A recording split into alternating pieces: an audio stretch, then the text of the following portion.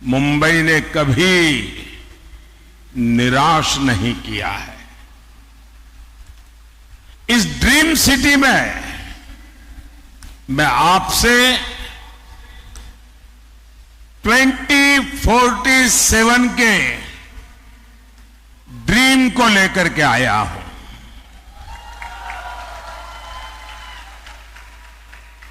एक सपना है देश का,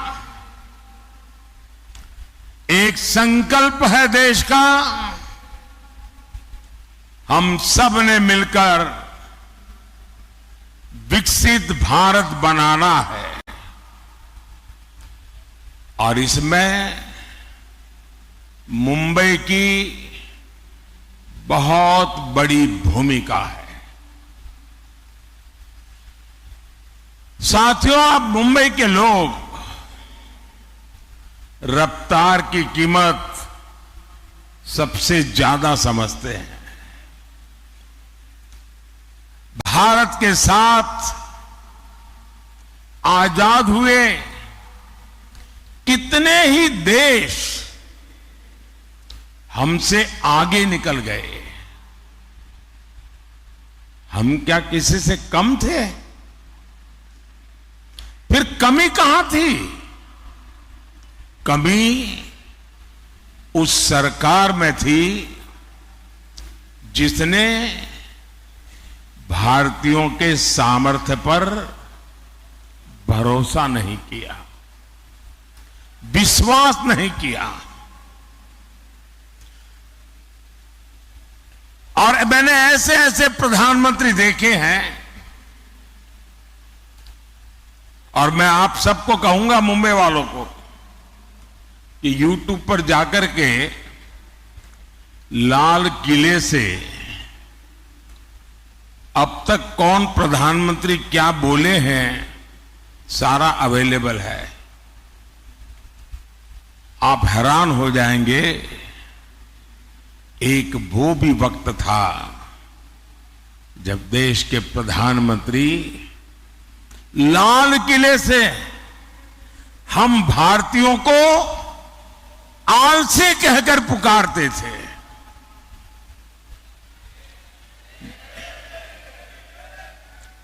जिन सरकारों की सोच ऐसी रही हो, वो देश को कभी आगे नहीं बढ़ा सकते। मैं आज पूरी गंभीरता से कह रहा हूं, आजादी के बाद गांधी जी की सलाह पर अगर कांग्रेस को भंग कर दिया गया होता तो आज भारत कम से कम 5 दशक आगे होता।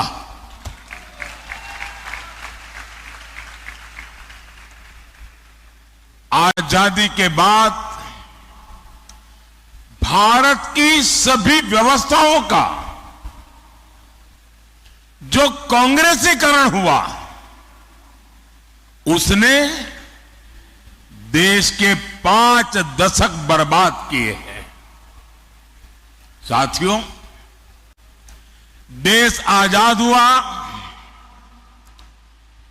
तो भारत दुनिया की 6ठी बड़ी अर्थव्यवस्था था। हम दुनिया में नंबर 6 पर थे और 2014 में जब कांग्रेस गई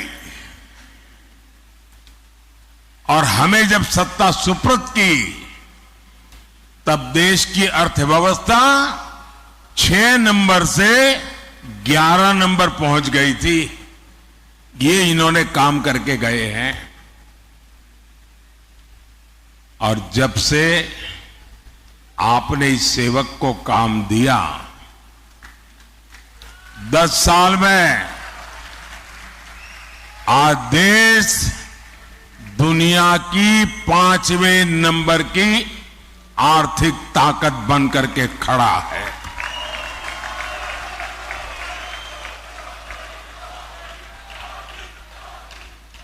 आज भारत में मुंबई में रिकॉर्ड इन्वेस्टमेंट आ रहा है और मेरी गारंटी है कि कुछ ही सालों में जब मैं आपके बीच आऊंगा तो हम दुनिया की तीसरी बड़ी आर्थिक ताकत बन चुके होंगे।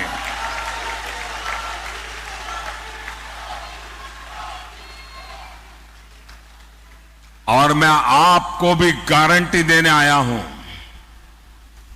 और मैं आपके बच्चों के लिए विश्वास लेकर के आया हूं।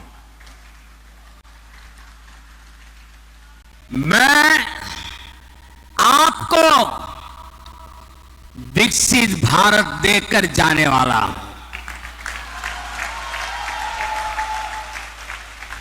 और इसलिए मोदी 24/7 फॉर 2047 के मंत्र के साथ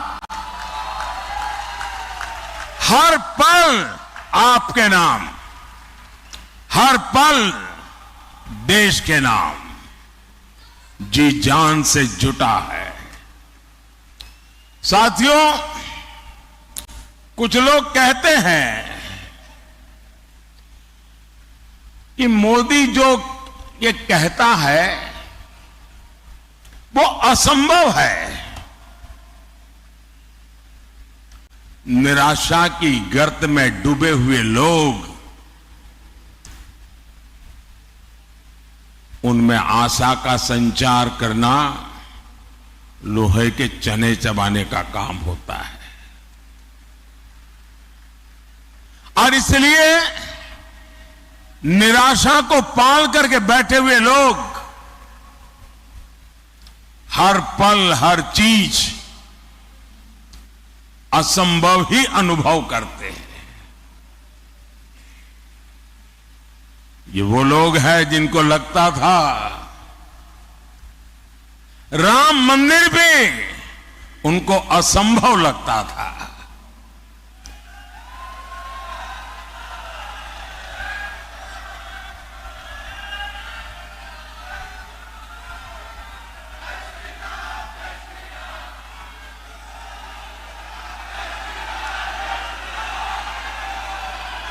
साथियों,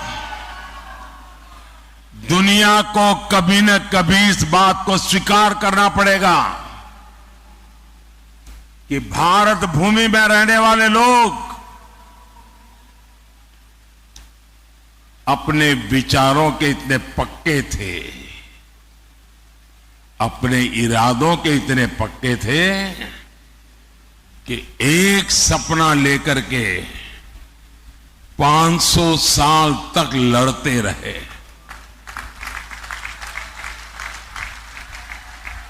ये छोटा इतिहास नहीं है। 500 साल का अविरत संघर्ष, अनेक पीढ़ियों का संघर्ष, लाखों लोगों का बलिदान और 500 साल तक संजोया हुआ सपना आज रामलला भव्य मंदिर में विराजमान है।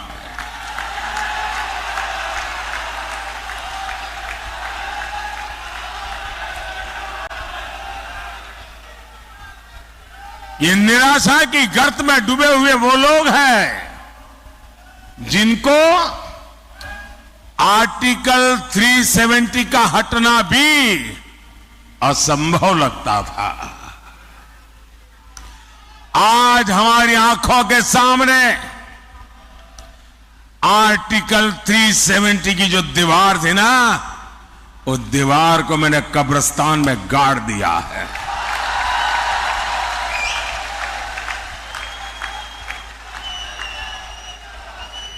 और जो सपने संजो रहे हैं कि वे कभी 370 पुनर्जागरण करेंगे, फिर से लगाएंगे, वो कान खोल करके सुन ले। ये विरासत मामूली विरासत नहीं है। दुनिया की कोई ताकत दोबारा 370 नहीं ला सकती है।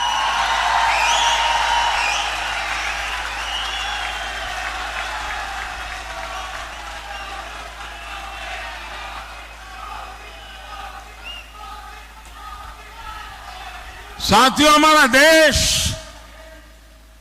दशकों तक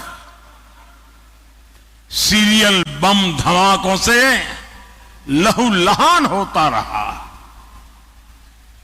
आतंकी हमलों से मां भारती का सीना चीर दिया जाता था। मुंबई जैसे हमारे शहर थर्राते रहते थे। एक ही गूंज सुनाई देती थी कि कहीं कोई लावारिस चीज दिखाई दे तो पुलिस को जानकारी देना। एयरपोर्ट जाओ, स्टेशन पर जाओ, हर जगह पे लिखा रहता है लावारिस चीज को हाथ पर लगाना, लावारिस चीज से चौकन्ना रहना। 10 साल हो गए, सुना है क्या? सब बंद हो गया कि नहीं होगा? ये इनको असंभव लगता था। और अभी राज बता रहे थे 3 तलाक। देश की संसद ने 3 तलाक को ही तलाक तलाक तलाक कह दिया।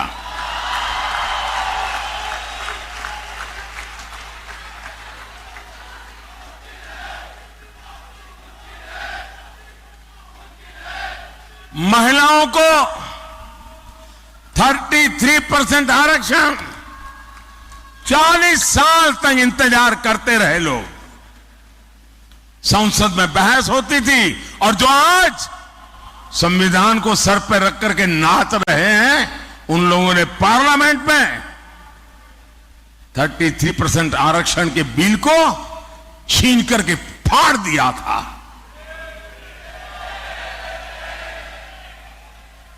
इन सब की छाती पे बैठ करके आरक्षण हुआ कि नहीं हुआ?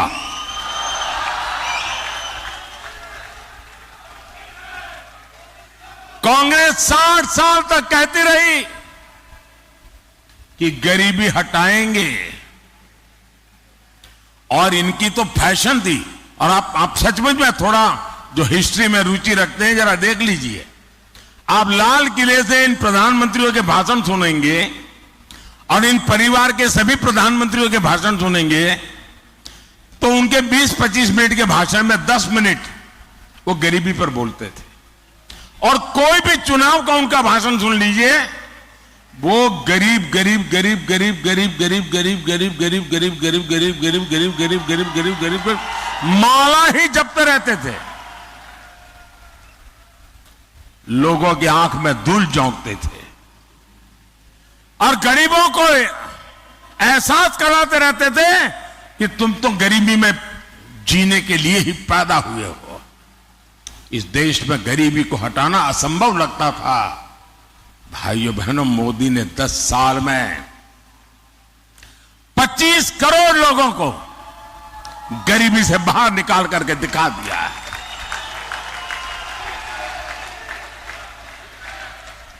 जो असंभव लगता था वो संभव हुआ कि नहीं हुआ? संभव हुआ कि नहीं हुआ? ये किसने संभव बनाया? ये किसने संभव बनाया? ये किसने संभव बनाया? कौन सी ताकत है जिसने ये किया है? ये कौन सी ताकत है? मोदी नहीं, ये आपके वोट की ताकत है ना, इसके कारण हुआ। ये आपके वोट का सामर्थ्य है। और इसलिए मैं, जो अपने बच्चों का उज्जवल भविष्य चाहते हैं, जो शांति और सुरक्षा चाहते हैं, जो विकास के अनगिनत अवसर चाहते हैं, जो भारत को विश्व में माथा ऊंचा करके जीने वाला देश के रूप में देखना चाहते हैं, ऐसे हर नागरिक को कहता हूं, जरा घर से बाहर निकलिए और अपने वोट का उपयोग कीजिए।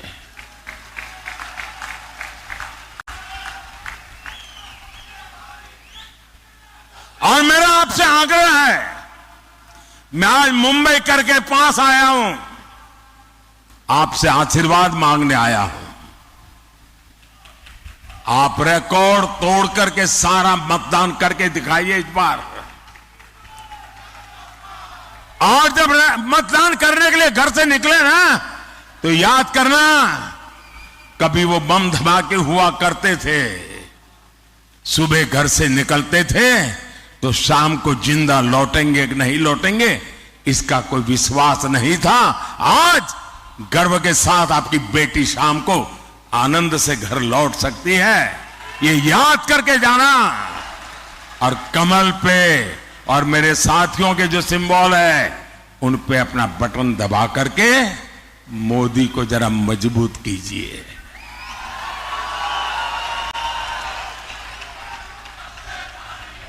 आपका एक वोट राष्ट्र हित में बड़े फैसलों का आधार बना है और इसलिए एक एक वोट जरूरी है।